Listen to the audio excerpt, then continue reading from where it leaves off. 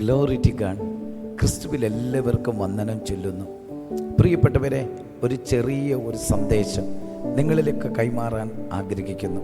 പ്രിയരെ, ഈ യേശു കർത്താവും ശിഷ്യന്മാരും വലിയൊരു ജനസമൂഹത്തോടെ മലയുടെ മുകളിലിരുന്ന് സന്ദേശമൊക്കെ കൈമാറിയതിന് ശേഷം യേശു ശിഷ്യന്മാരോട് പറഞ്ഞൊരു കാര്യമുണ്ട്. നിങ്ങൾ ഇവർക്ക് ഭക്ഷിപ്പാൻ കൊടുപ്പീൻ. പറഞ്ഞ പദം, നിങ്ങൾ ഇവർക്ക് ഭക്ഷിപ്പാൻ കൊടുപ്പീൻ. കർത്താവെ, 1, 2, 3 പേരല്ല ഇരിക്കുന്നത്, ആയിരക്കണക്കിന് 5000-ലധികം ആളുകളുള്ള സമൂഹത്തിന് ഞങ്ങൾ എങ്ങനെ ഭക്ഷണം കൊടുക്കും? ഇനി പട്ടണത്തിൽ പോയി ഭക്ഷണം കൊണ്ടുവരുവാനാണെങ്കിൽ നേരവും കഴിഞ്ഞു പോയല്ലോ. വ്യത്യസ്തമാകുന്ന സാഹചര്യത്തിനകത്ത് എന്ത് ചെയ്യണമെന്ന് അറിയാതെ നിൽക്കുമ്പോൾ യേശുവിൻ്റെ വാക്കിനകത്ത് ഒരാൾ വന്ന് പറയുന്നു, ഒരു ശിഷ്യൻ വന്ന് പറയുന്നൊരു പദമുണ്ട്. കർത്താവെ, ഒരു ബാലൻ്റെ കൈക്കകത്ത് 5 അപ്പവും 2 മീനും ഉണ്ട്. അവർ ആ വാക്ക് പറഞ്ഞപ്പോൾ യേശു പറഞ്ഞൊരു പദമുണ്ട്, അത് നിങ്ങൾ എൻ്റെ കയ്യിൽ തരുവീൻ. ആ വാക്കിനകത്തൊരു പ്രത്യേകതയുണ്ട്. ആദ്യം ശിഷ്യന്മാരോട് യേശു പറഞ്ഞത് നിങ്ങൾ കൊടുപ്പീൻ. എന്നാൽ അവർ വന്ന് പറയുന്നത്, ആമേൻ, 5 അപ്പവും 2 മീനും ഉള്ളത്. അത് കേട്ടിട്ട് യേശു പറഞ്ഞു, അത് നിങ്ങൾ കൊടുക്കേണ്ടതല്ല, നിങ്ങൾ എൻ്റെ കയ്യിൽ തരുവേ.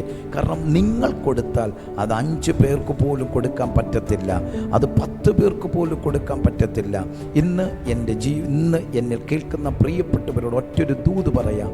നിൻ്റെ പ്രശ്നങ്ങൾ എന്തുമാകട്ടെ, നിൻ്റെ സാഹചര്യങ്ങൾ അസാധ്യമായി കിടക്കുന്ന വിഷയമാകട്ടെ, അത് കർത്താവിൻ്റെ കയ്യിലേക്ക് കൊടുക്കാൻ നീ തയ്യാറാകുന്നു എങ്കിൽ കർത്താവിൻ്റെ കയ്യിലേക്ക് ആ വിഷയത്തെ കൊടുത്താൽ ഒരു കാര്യം ഉറപ്പാ, ഒരു വലിയ ദൈവത്തിൻ്റെ പ്രവൃത്തി നിങ്ങളിൽ നടക്കാൻ പോകുകയാണ്. യേശുവിൻ്റെ കയ്യിലേക്ക് അത് കൊടുത്തു. യേശു കർത്താവ് അത് സ്വർഗത്തിലേക്ക് ഉയർത്തി പ്രാർത്ഥിച്ചപ്പോൾ അതിനകത്ത് ഭയങ്കര വർധനവുണ്ടായി. വർദ്ധിക്കുക മാത്രമല്ല, ആയിരക്കണക്കിന് പേരെ അവർ കഴിച്ചു തൃപ്തരായി. എല്ലാത്തിനു ശേഷമായി വട്ടികളിൽ ശേഷിപ്പുണ്ടായി. എന്നൊക്കെ ആദ്യത്തെ സാഹചര്യം 5 അപ്പവും 2 മീനും ഒന്നും എത്താൻ പറ്റത്തില്ല. എന്നാൽ കൊടുക്കേണ്ടവൻ്റെ കൈക്കകത്ത് അത് കൊടുത്തു കഴിഞ്ഞപ്പോൾ അതിൽ വർധനവുണ്ടായി, അതിൽ ശേഷിപ്പുണ്ടായി. എന്നെ കാണുന്ന പ്രിയപ്പെട്ടവരോട് ഒറ്റൊരു വാക്ക് ഞാൻ പറയാം. നിൻ്റെ ജീവിതത്തിനകത്ത് കർത്താവിൻ്റെ കയ്യിലേക്ക് നിൻ്റെ വിഷയത്തെ കൊടുക്കുക. അതിനകത്ത് വിടുതലുണ്ട്, അതിനകത്ത് ശേഷിപ്പുണ്ട്, അതിനകത്തൊരു ഉത്തരമുണ്ട്, അതിനകത്തൊരു ദൈവപ്രവൃത്തിയുണ്ട്.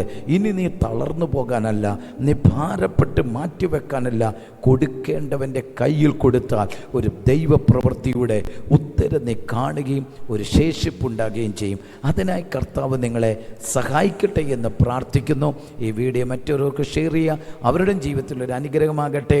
God bless you. ആമേൻ.